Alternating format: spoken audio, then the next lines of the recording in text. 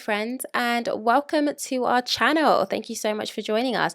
Today we are just going to show you how we dyed our pasta. All you're going to need is pasta, white wine vinegar, food colouring and some Ziploc bags. Let's begin. Just first going to need 1 cup of pasta.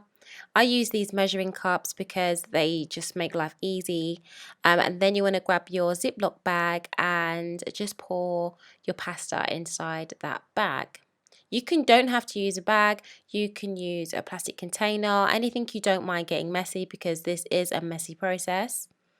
Okay, so my little hack is to roll down the sides of the plastic bag just to stop the sides from catching any of the colour, and it just tends to keep it less messy.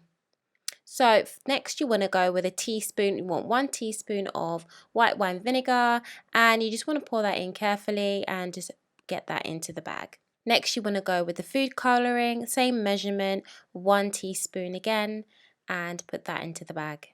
Now you want to close up the bag, make sure it's fully sealed and there's no leakages, and then you want to make sure that the colour is evenly spread through the bag.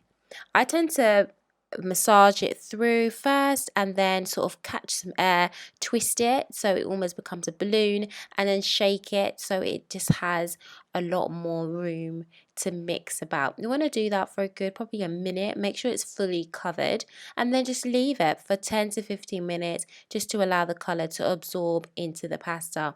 Then you can repeat the process, so with whatever colours you want to go for, then do the same process again with those bags.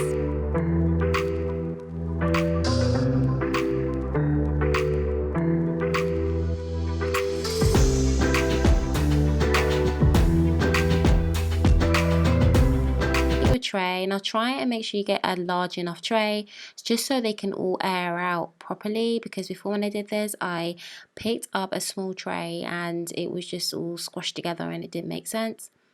So yeah, you want to get your grease proof paper and pop that on the bottom just to make sure it reduces mess and stops them from actually sticking to your tray.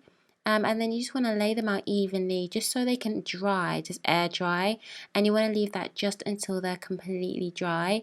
I think mine took about a good hour for it to fully dry, and then even then I kind of turned them over just to make sure I had a feel and they were still a little bit damp in between, so I just had to leave it to dry until I think it took at least an hour to fully dry. But overall I was happy with the results, happy with the consistency and how bright they came out. I don't think I would change anything with these. I'm quite happy with them. So yeah, that is it. I hope you guys enjoyed this video, and if you did like it then give me a like and don't forget to subscribe, and I will see you guys on the next video. Bye for now.